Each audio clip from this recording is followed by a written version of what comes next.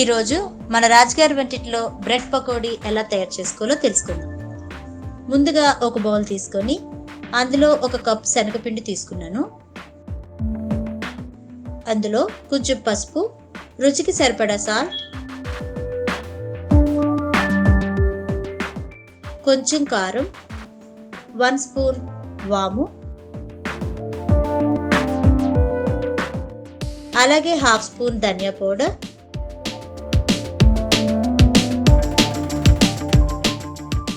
తర్వాత 1.5 glass water వేసుకొని దోశ బ్యాటర్లా కలుపుకోవాలి. ఇలా కలవడానికి ఈ ఫోర్క్ ఎందుకు వాడుతున్నాను అంటే దానిలో లంప్స్ రాకుండా ఉంటుందని. విస్కర్ ఉంటే అది కూడా వాడుకోవచ్చు.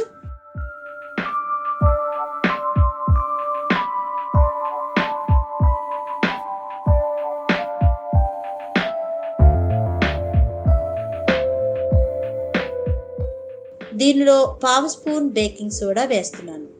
చాలా లిటిల్ వేస్తున్నాను, ఇది ఓన్లీ ఆప్షనల్. నెక్స్ట్ మనం గ్రీన్ చట్నీ చేసుకోవడానికి ముందుగా మిక్సీ జార్ తీసుకుందాం. అందులో కొంచెం కొత్తిమీర, పుదీనా,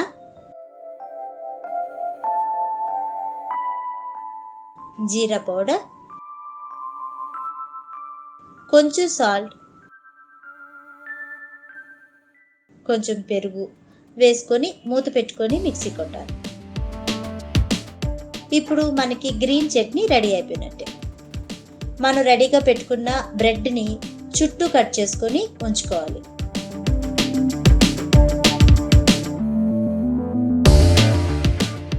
ఇలా ట్రయాంగిల్ షేప్లో కట్ చేసుకుంటే చూడడానికి ఇంకా బాగుంటుంది.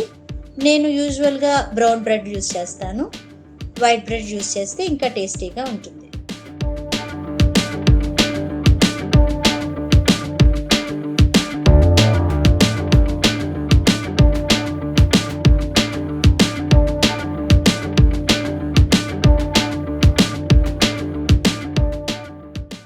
ఇలా రెడీ చేసి పెట్టుకున్నాను. ఇప్పుడు మనం డీప్ ఫ్రై చేయాలి. స్టవ్ మీద ఆయిల్ పెట్టుకొని వేడెక్కాక రెడీ చేసి పెట్టుకున్న శనగపిండిని మన బ్రెడ్ని అందులో డిప్ చేసి ఆయిల్లో ఇలా వేసుకోవాలి. మీడియం ఫ్లేమ్లో పెట్టుకొని వేసుకోవాలి. ఇప్పుడు బ్రౌన్ కలర్లో అయిన ఈ బ్రెడ్ని డిప్ చేసుకొని పెట్టుకోవాలి.